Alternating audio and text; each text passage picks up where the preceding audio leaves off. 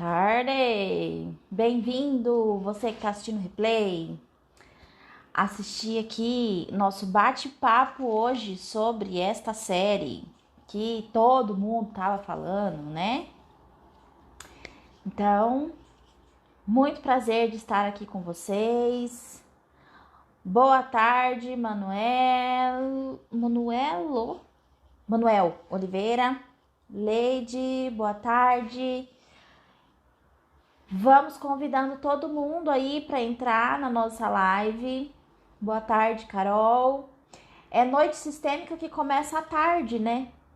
Hoje vai ser diferente aqui o bate-papo. Cada semana eu trago uma hora diferente, né, gente? Ai, vocês me aguentam.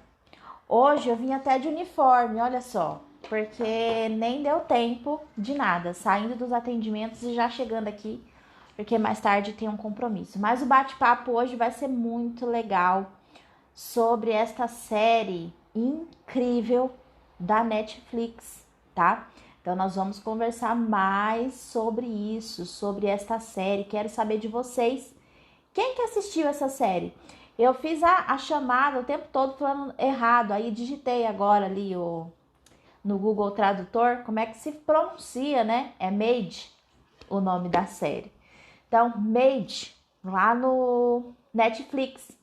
Convida, gente, todo mundo aqui, ó, neste aviãozinho, pro pessoal chegar e a gente conversar um pouquinho sobre isso, porque esta série, ela tem tanto emaranhado sistêmico, é uma minissérie, na verdade, se eu não me engano, não vou lembrar quantos episódios são, porque já tem um tempinho que eu assisti. Mas não são muitos, né? É uma minissérie, então você consegue assistir rápido.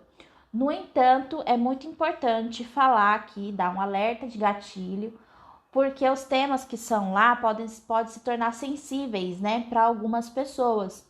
Então, essa série, ela fala de violência doméstica, essa série fala do alcoolismo, essa série fala sobre criar filhos sozinho. Então, se você é sensível a esses temas, talvez não seja uma série para você. Agora, se você está afim de assistir uma série sistêmica, é a série certa para você. Tem lá na Netflix, tá, gente? E eu quero saber de vocês aqui quem é que já assistiu essa série. Porque se você já assistiu, eu quero saber se você gosta de spoiler. Se você não assistiu, né? Se você gosta de spoiler, eu vou dar um monte de spoiler aqui. Então, assiste tudo direitinho para vocês enxergarem aí quais são os emaranhamentos sistêmicos que a gente encontra nesta série. Ok? Deixa eu dar boa tarde aqui para quem tá entrando. Gil não assistiu. Assiste, Gil, você vai gostar. É uma série muito, muito legal. Alfredo, boa tarde. Boa tarde, Marcel. Boa tarde, Vanusa, Patrícia, Bru. Boa tarde, gente. Então vamos começar? Vamos começar porque eu gosto de começar já logo de início e gosto também de ser rápida nas lives aqui das nossas noites sistêmicas.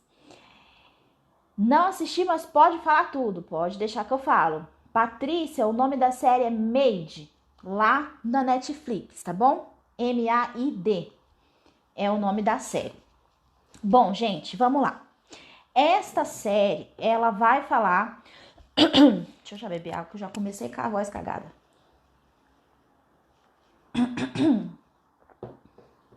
Vamos lá, que eu já falei muito hoje, gente, desde as 7h30 da manhã. Vamos lá. Então, gente, desculpa. Esta série, ela vai contar a história de uma filha que basicamente repete as dinâmicas de vivências da mãe, tá? É uma série que vai falar muito sobre emaranhados sistêmicos, de como uma jovem mãe acaba repetindo as dinâmicas da sua própria mãe, tá? E aí eu quero começar essa live dizendo que nós não somos seres isolados. Sabe aquela história que você já ouviu com certeza, que todo mundo nasce com um papel em branco? Balela. Já vamos começar por aqui. Balela. Nós nascemos já conectados com uma memória celular de dinâmicas, né, de emaranhamentos, coisas das pessoas que vieram antes de nós, né, a nossa família, nossos tios, nossos avós, nossos pais, esses movimentos familiares, né, de pessoas que nasceram antes de nós, que são das nossas famílias, vem para o nosso DNA, tá bom? Então, queria falar um pouquinho com vocês em relação ao livre-arbítrio, né? Quando a gente fala de sistêmica e quando a gente cita essa questão de tipo assim, você não nasce com uma folha em branco, você não toma as decisões assim tão conscientes, as pessoas falam, mas Sheila, e o livre-arbítrio? Eu escolho o que eu quero. É muito importante, gente, eu trazer esse ponto aqui, porque eu tenho recebido alguns questionamentos em relação a isso. Gente, o livre-arbítrio, a gente só consegue exercer esta dádiva tão preciosa que nós recebemos, de ter o poder de escolha, se nós sabemos quais são as opções que nós temos.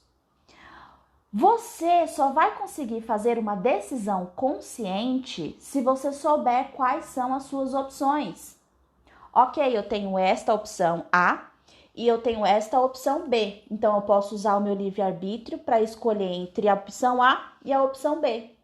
Agora, se eu não tenho as opções, se eu não conheço quais são as minhas opções, eu vou ir pelo que é mais fácil, por aquilo que é mais natural para mim. E o que é mais natural para mim?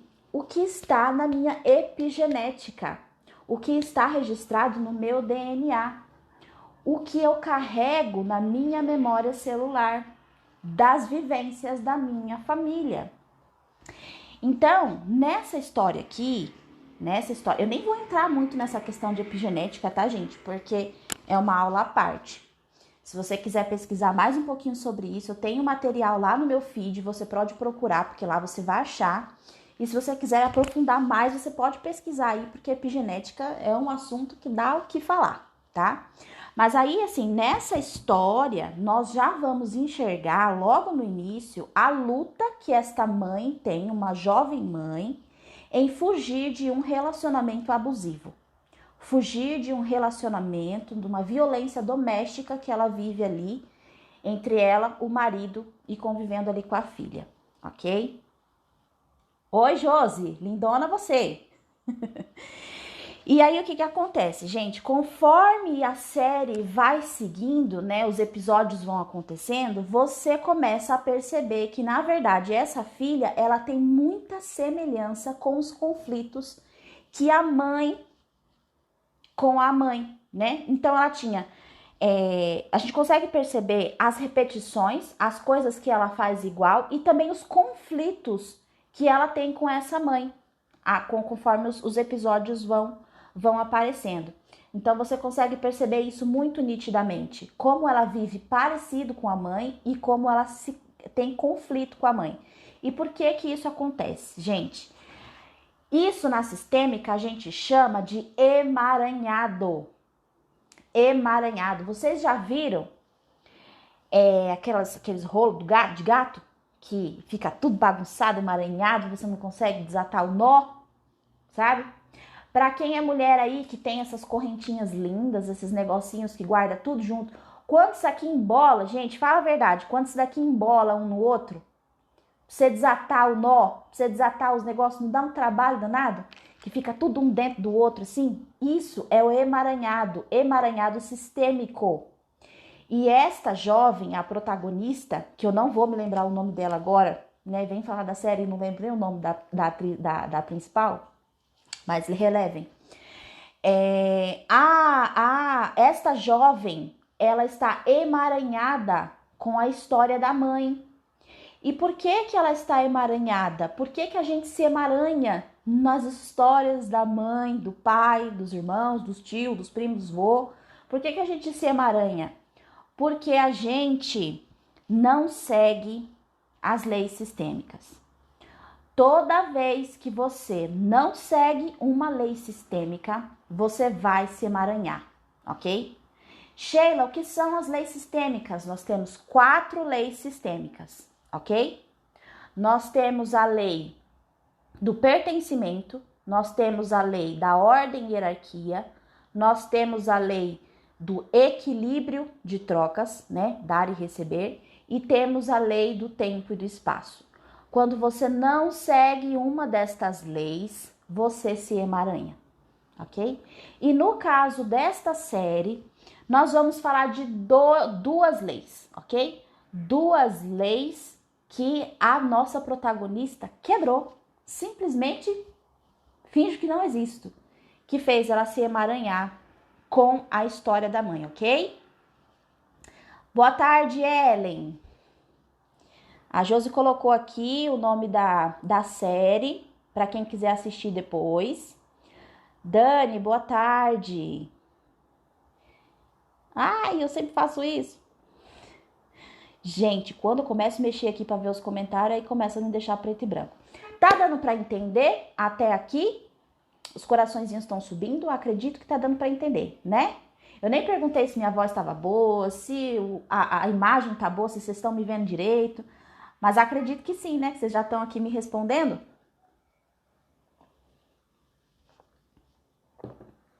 Vamos falar então das duas leis que a jovem protagonista, ela quebrou, ela passou por cima, pisou em cima e ainda amacetou, assim como diz minha família.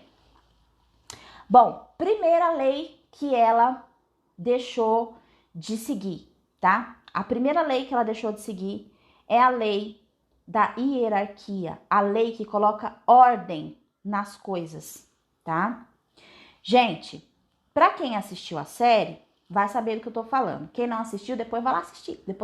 Depois, gente, Alex é o nome dela. Verdade. Obrigada, Camila. Depois, gente, vai lá assistir.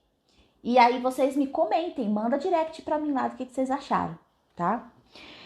Então, quando você começa a assistir a série, você já percebe que a mãe da nossa protagonista, a Alex, como a Camila me falou aqui o nome dela, ela é completamente infantilizada.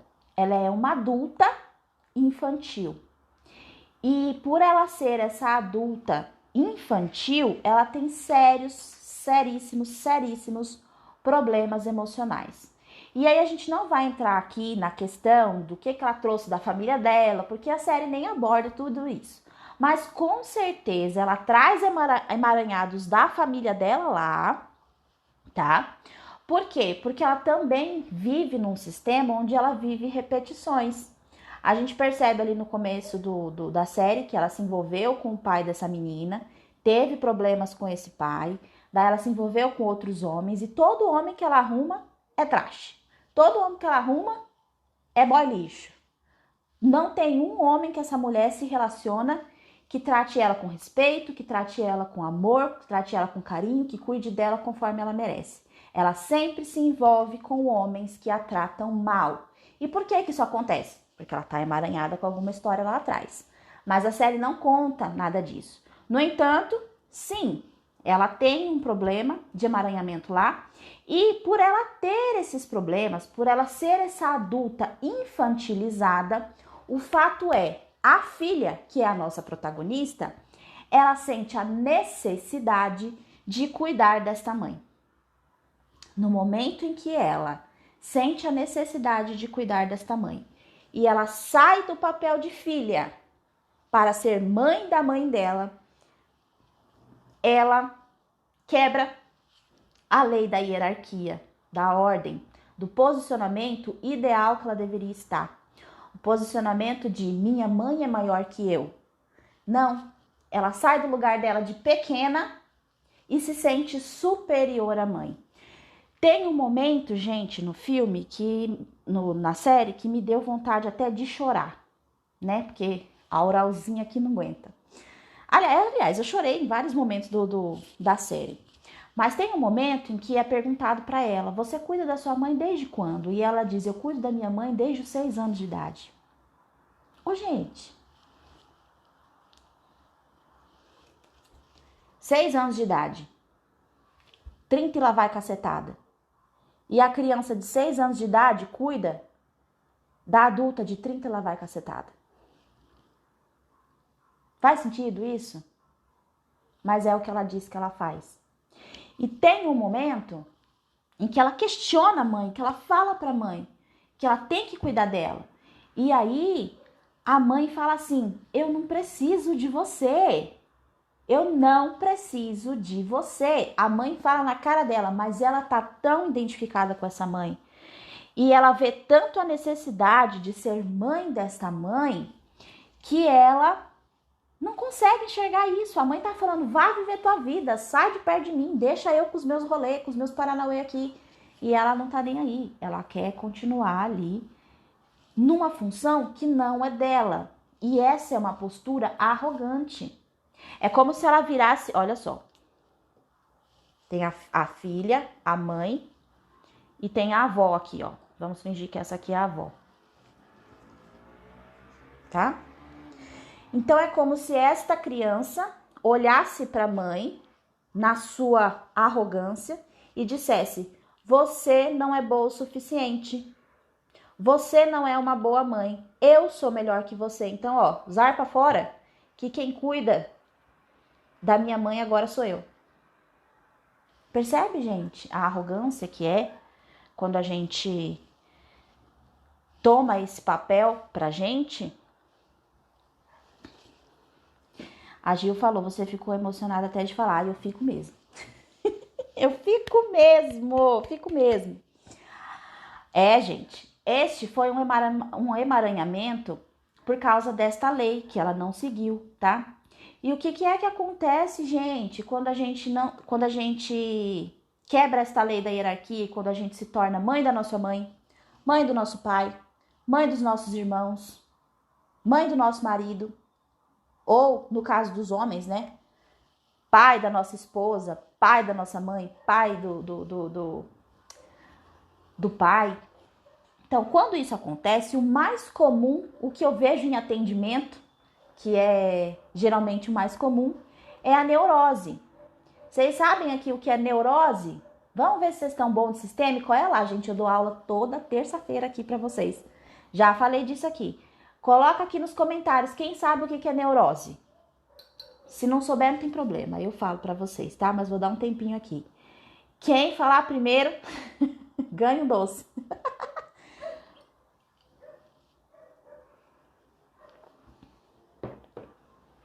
Deixa eu dar um tempo aqui para vocês. Eu quero saber se vocês sabem o que é neurose.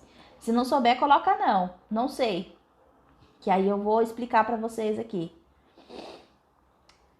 Mãe da minha mãe, Camila falou.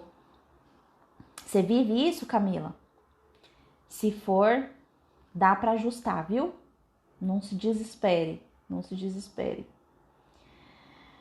A Gil falou aqui: sei, mas não vou dar a pesca. Olha lá, hein, Gil? Olha lá, vou confiar que você sabe, hein? Bom, eu vou falar aqui pra vocês o que é pra gente não perder, tá? A Alfredo aqui disse: neurose é uma pessoa doida. Camila disse: não sei. Não é pessoa doida. Neurose, gente, na sistêmica é a compulsão por repetição, tá? Compulsão por repetição. Sabe compulsão de comer? Que é incontrolável, você não consegue evitar? Então, tem pessoas que têm compulsão por repetição, por repetir os padrões. Faz uma coisa ali, repete, fala que nunca mais vai fazer aquilo, que nunca mais vai cometer aquela situação. Daqui um tempo, repete de novo. Daí promete para si mesmo e para todo mundo que nunca mais vai cair nesse erro. Daí passa uns meses, vai lá e cai de novo. E fica assim, ó, nessa repetição o tempo todo. É a compulsão por repetição. É o que é mais comum quando se cai nessa cilada aí de não seguir a lei da hierarquia, tá bom? A gente chama também de lealdade cega, pode ser. Então a pessoa tem um amor tão grande, um amor tão cego, que repete até as coisas ruins, né? E aí, no caso dela, ela repete as coisas que a mãe viveu. E aí eu vou entrar aqui em alguns spoilers a respeito da série, tá bom? Então, tem um momento lá numa cena específica em que ela começa a ter alguns flashes de coisas que aconteceram na infância dela, mas ela não consegue se lembrar exatamente o que é. Ela não consegue se lembrar. Mas ela começa a ter esses flashes. E por que ela tem esses flashes, gente? Isso aí é porque nós temos eu não vou entrar muito aqui em questão de neurociência, mas assim, nós temos um pedacinho lá dentro do nosso sistema límbico que chama hipocampo. É uma estruturazinha que parece um cavalo marinho, e lá a gente registra todas as nossas memórias. Lá nesse lugar onde está todas as nossas memórias, ficam guardados ali os registros. E essa pecinha que chama hipocampo, ela trabalha junto com a amígdala. A amígdala, também já falei para vocês da amígdala aqui. A amígdala é responsável por trazer as emoções, os sentimentos relacionados àquelas memórias.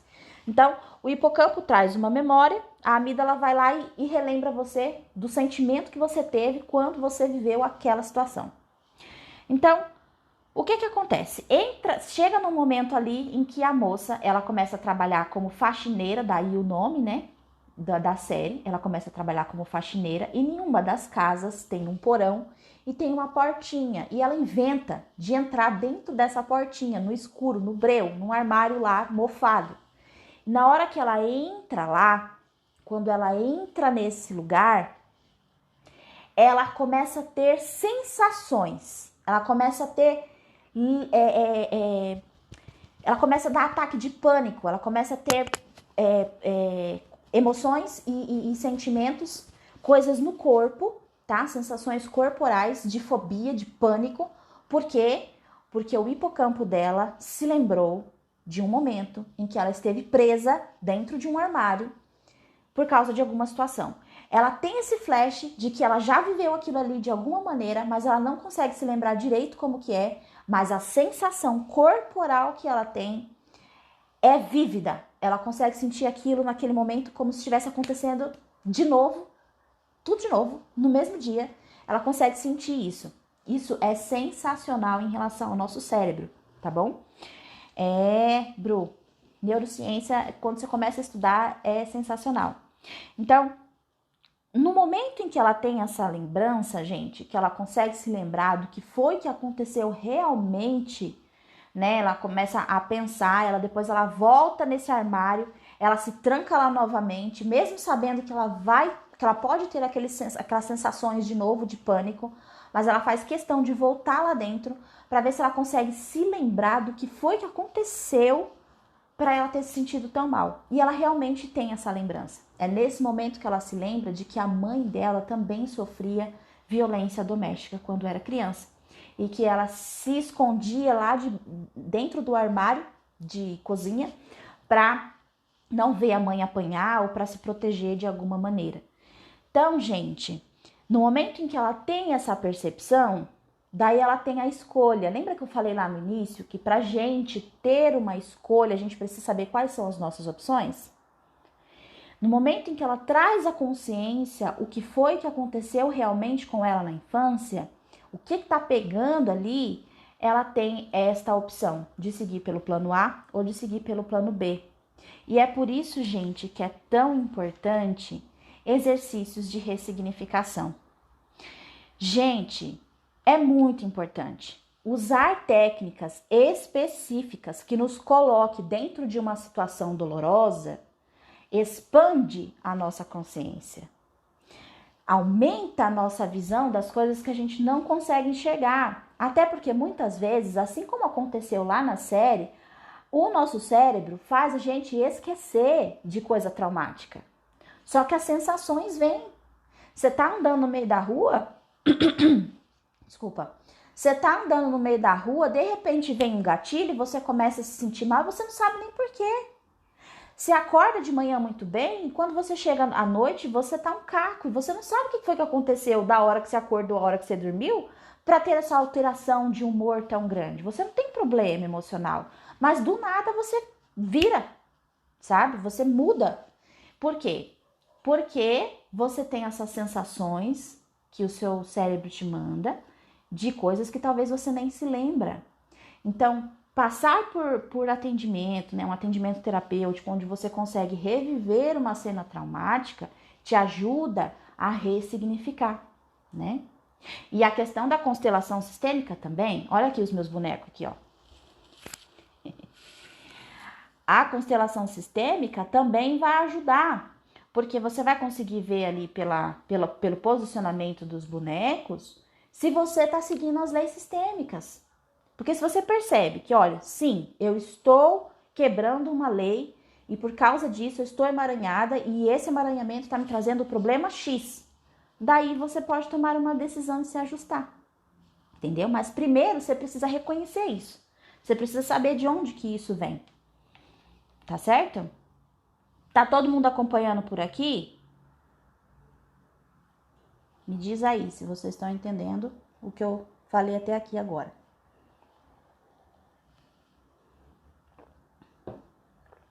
Uma coisa importante de falar é que lá na série, quando termina com um final feliz, né? Tudo certo, tudo maravilhoso, lindo, maravilhoso.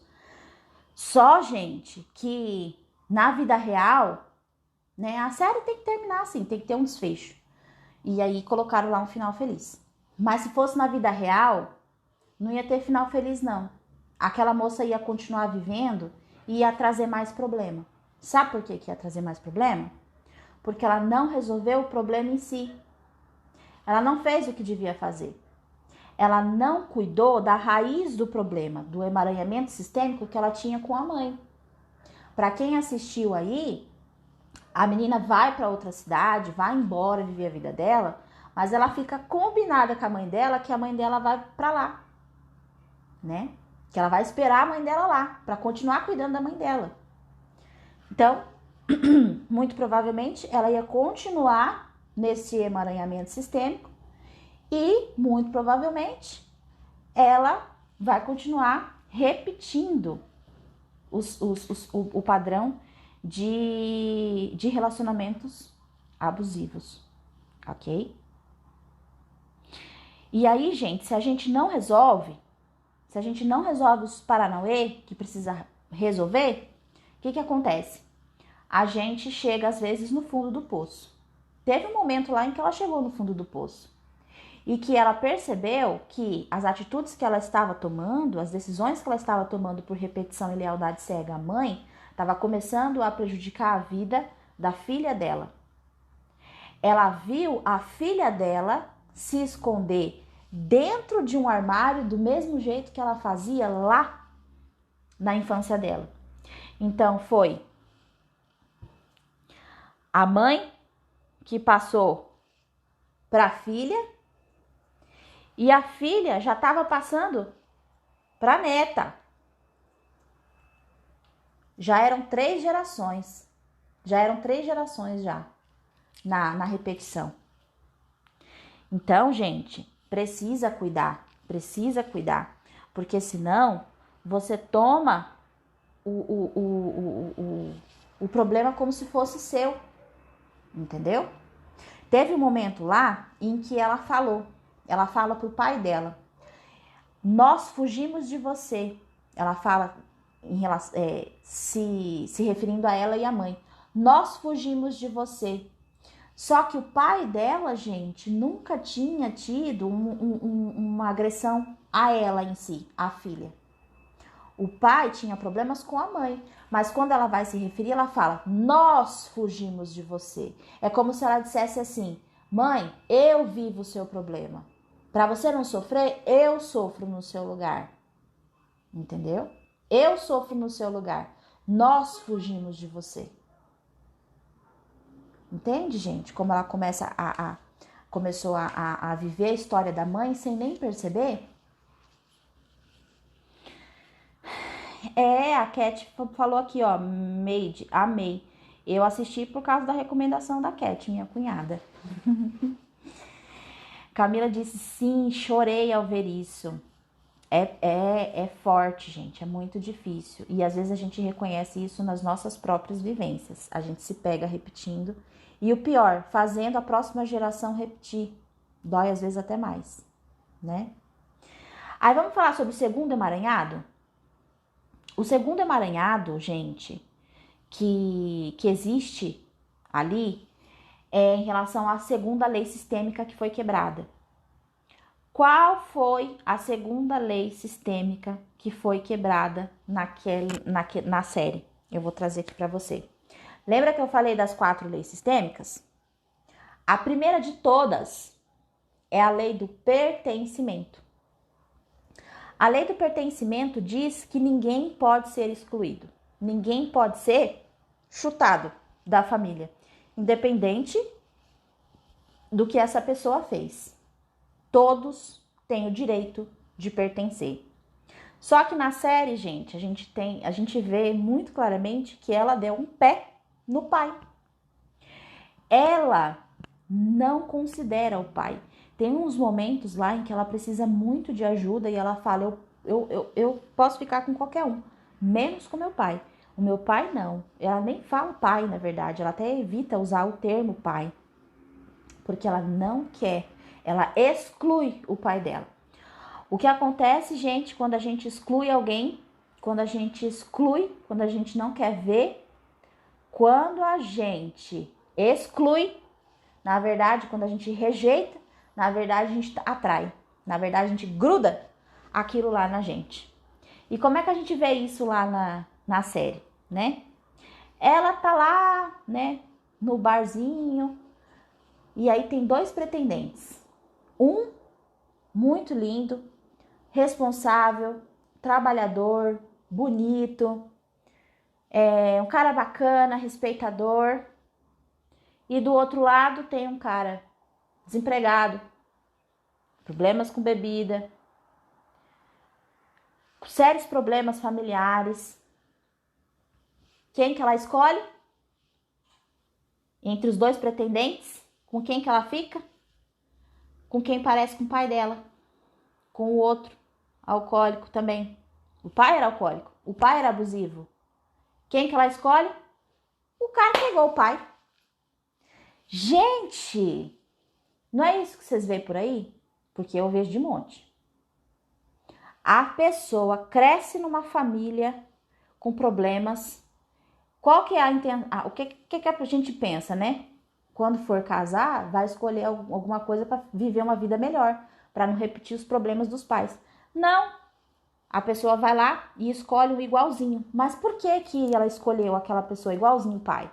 Porque ela rejeitava o pai. Porque ela excluía. Ela não queria nem saber da lei do pertencimento. Ela excluía o pai dela. No momento em que ela excluía o pai dela, ela tinha um imã, né? Que atraía homens iguais ao pai para ela também. É isso que acontece, gente. Por isso que ninguém pode ser excluído. Isso, eu tô querendo dizer que ela tinha que passar um pano para as atitudes do pai, que ela tinha que amar o pai sobre todas as coisas. Não é isso, gente. A questão é, quando a gente está falando de um relacionamento entre marido e esposa, nós estamos falando de 50% de responsabilidade de cada um, tá? Cada um tem 50% da responsabilidade. Quando um filho precisa tomar partido do pai ou da mãe, no caso dela, né? Vamos citar o exemplo dela. Ela tomou o partido da mãe e deu o pé no pai. No momento em que ela faz isso, ela mata um pedaço dela mesma, ela tá rejeitando um pedaço dela mesma. E isso só vai trazer problema para ela depois, entende? Isso vai trazer muito problema para ela depois. Então não se pode, um filho, ele não tem que tomar partido entre pai e mãe. Problema de pai e mãe não existe. Existe um problema de marido e esposa e você não tem nada que meter a colher lá dentro. O pai e a mãe sempre tem que ser pai e mãe para você e ficar junto ali. Você não tem que tomar partido. Para você não começar a atacar a si mesmo.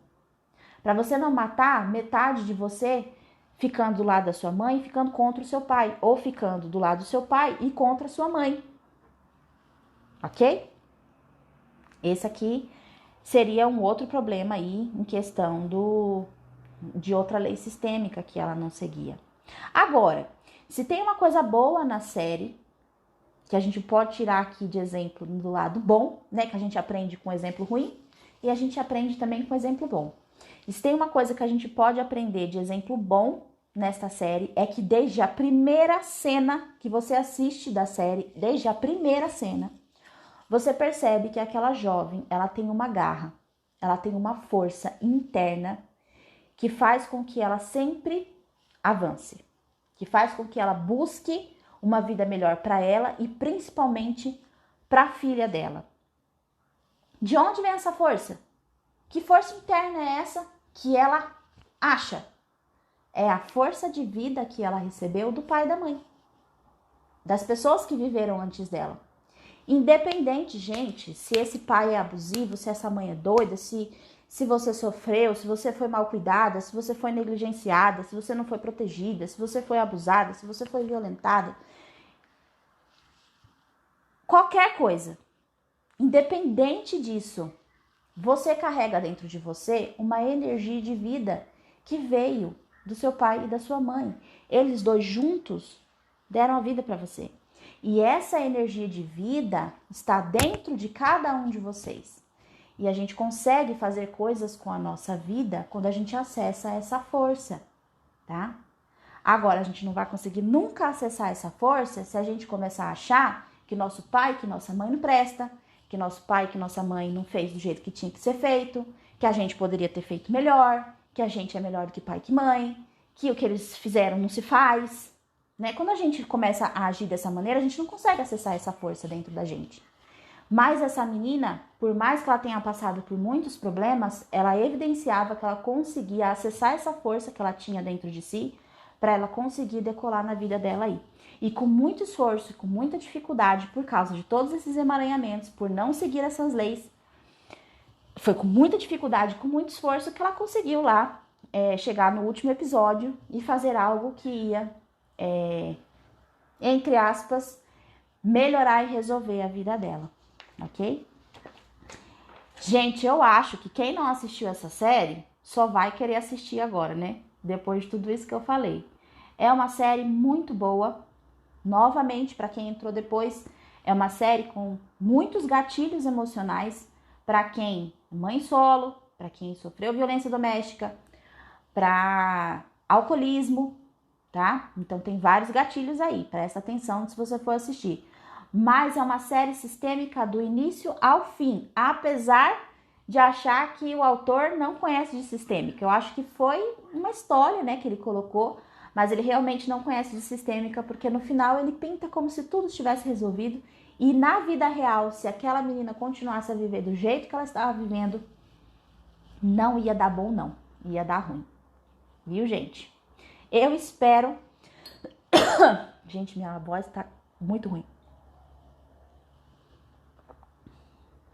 Eu espero, de verdade, que as coisas que eu falei pra você aqui a respeito da série, da visão sistêmica, tenha ajudado você em algum ponto aí da sua vida, porque é para isso que eu venho aqui toda terça-feira para falar sobre visão sistêmica. É para trazer histórias que eu escuto, que eu vejo, que eu leio e trazer alguma conexão sistêmica para você, para que você possa olhar para a sua vida, olhar para dentro de si e pensar: eu preciso resolver isso aqui em mim, eu preciso dar uma olhada para isso. Eu espero que hoje eu tenha conseguido fazer você pensar um pouquinho a respeito disso também, tá bom? Muito obrigada a todos vocês que vieram aqui me ver. Terça-feira que vem tem mais. Um beijo para vocês e até a próxima.